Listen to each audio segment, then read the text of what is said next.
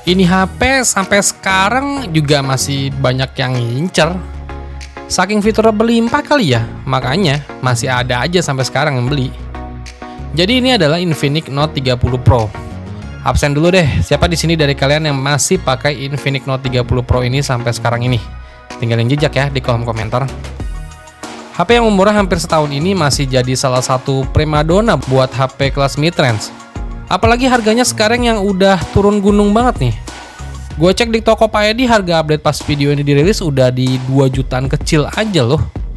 Kalau menurut gue nih ya, ini HP worth it-nya kelewatan sih. Bahkan HP-HP baru sekarang ini kayaknya ya masih mending HP ini loh di kelas harganya. Nah, sekarang apa kabar nih si Infinix Note 30 Pro kalian buat di tahun 2024 ini? Matot kah? Atau nge-lag kah? Ya udah, kita sama-sama bahas bareng tentang si Infinix Note 30 Pro ini.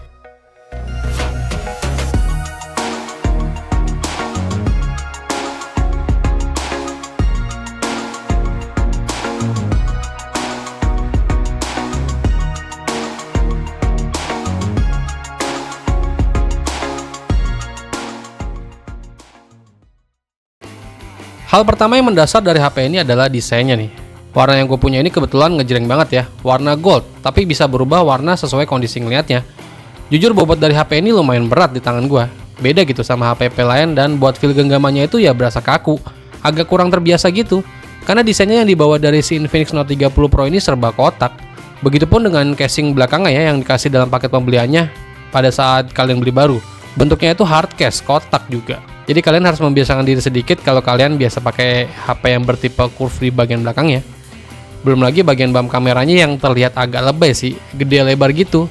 Dan penempatan setiap lensanya agak sedikit jauh jaraknya dari satu lensa ke lensa lainnya. Kalau menurut gua agak terlalu mencolok banget. Atau Infinix mau kasih ciri khas kali, kalau orang ngeliat udah tahu itu HP apa. Tapi sekarang nggak tahu kenapa ada loh HP yang ngikutin desain kamera belakangnya dari HP ini. Kalau kalian tahu tulis di kolom komentar ya. Tapi beda halnya dengan bagian layar nih. Untuk keempat bezelnya itu udah simetris, lumayan tipis juga. Kita nggak disajikan lagi dagu tebel kayak HP 2 atau 3 jutaan lainnya. Feel ngeliatnya itu jadi berasa kayak HP-HP flagship gitu. Layarnya juga udah berpanel AMOLED dan punya refresh rate sampai 120 Hz. Tapi kita dikasih pilihan bisa setting secara otomatis atau manual antara 60, 90 atau 120 Hz. Jadi bisa nggak makan banyak daya baterai sih. Layar Infinix Note 30 Pro ini entah kenapa pas gua buat nonton sebenarnya ya cakep-cakep aja sih. Berasa ngegonjreng dari tone warnanya. Tapi beda halnya kalau kita buat edit foto ataupun video. Kalian mesti hati-hati. Karena layarnya itu ngebus saturasinya tinggi banget. Jadi penyesuaian warna harus kalian perhatiin nih. Jangan sampai ketika kalian edit foto di Infinix Note 30 Pro ini udah pas, terus ketika dicetak fotonya warnanya jadi meleset. Terus buat speakernya menurut gua ya udah cakep sih. Dua speakernya yang dituning sama JBL bikin HP ini jadi HP dengan speaker terbaik di kelas 2-3 jutaan sih. Belum lagi fitur-fitur kayak NFC, jack audio 3,5 mm, dan triple slot SIM card itu masih tersedia juga ya di Infinix Note 30 Pro ini. Terus kita bahas soal performa gamingnya nih. Secara angka untuk spesifikasi dari Infinix Note 30 Pro ini dia pakai chipsetnya itu dari MediaTek Helio G99. RAM-nya itu 8GB, internal memorinya 256GB. Internal memorinya ini udah bertipe UFS 2.0 ya, jadi bukan eMMC nih. Terus pengoperasian HP ini juga udah bisa satset. Ada beberapa pengujian game yang udah gue uji di Infinix Note 30 Pro ini. Gyroscope di Infinix Note 30 Pro ini juga ada ya secara hardware. Jadi kalian yang biasa main game pakai gyroscope udah nyaman nih. Di sini gue tes main Mobile Legends, HP ini bisa disetting di grafik ultra dan frame rate-nya super ya, alias bisa di 90 fps nih. Game MOBA kayak gini buat Infinix Note 30 Pro sih anteng aja. Dengan PD-nya dia bisa santai main tanpa penurunan FPS. Terus main CODM juga di settingan bawahnya bisa kasih kita 30-40 fps. Mainnya nyaman, nggak ada rasa nge-lag sekalipun. Terus main game bola macam FIFA 23 ini juga masih playable banget di settingan medium. Pergerakan bolanya smooth dan suhunya juga masih aman banget. Dan gue juga tes main PUBG Mobile, settingan yang bisa dipakai di Infinix Note 30 Pro ini ada di smooth ultra aja ya. Gue main sekitar 20 menit lebih, nggak ada sama sekali gue nemuin frame drop. Dan keadaan HP-nya pun ya terlihat masih hangat-hangat aja sih. Main settingan smooth ultra nyaman banget walau dalam kondisi lagi rame sekalipun. Dan main sekitar 20 menit lebih, baterainya bisa berkurang sampai 8% ya. Terus gue geber Genshin Impact nih, gue setting push rata kiri juga masih cukup playable dimainkan. Paling sedikit agak frame drop kalau emang kita benar-benar lagi banyak musuh kayak gini.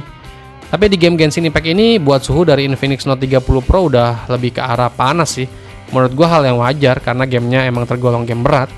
Jadi kesimpulannya buat performa gamenya, asal kalian gak neko-neko soal settingan grafik dan nurut aja di settingan grafik bawahnya, HP ini ya masih cukup aman buat dimainin. Dan baterainya juga nggak boros-boros amat sih.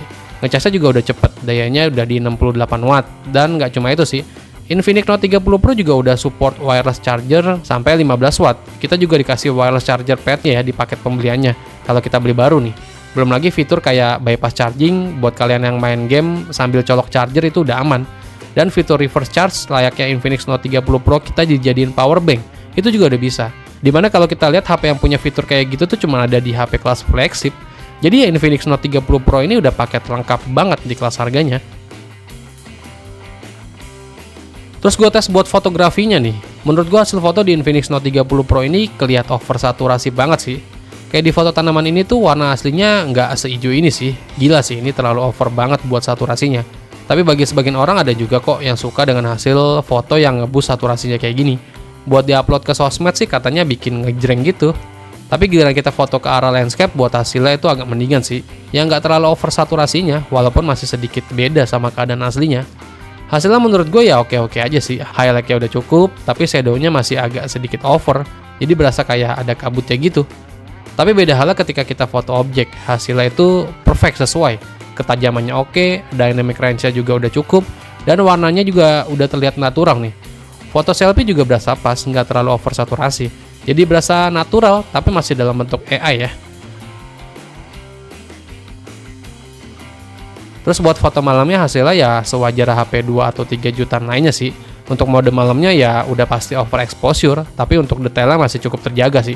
Hasilnya juga nggak terlalu burik-burik amat, masih keren lah buat diupload ke sosial media.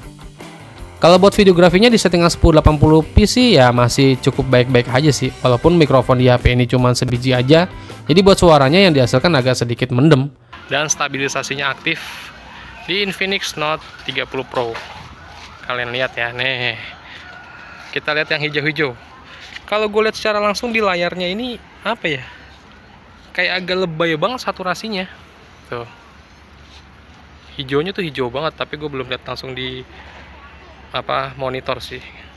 Warna hijaunya hijau banget gitu. Dan ini perekaman video untuk kamera depannya 32 megapiksel, 1080p 30 fps, mode stabilisasinya on. Tuh. Jadi ini mode stabilisasinya on. Kalian lihat untuk ngevlog kayak gimana. Jaraknya setangan gua aja sih. Tuh. Kakak? Hah? Coba kak. Tapi overall untuk kualitas kameranya boleh dibilang ya masih subjektif lah.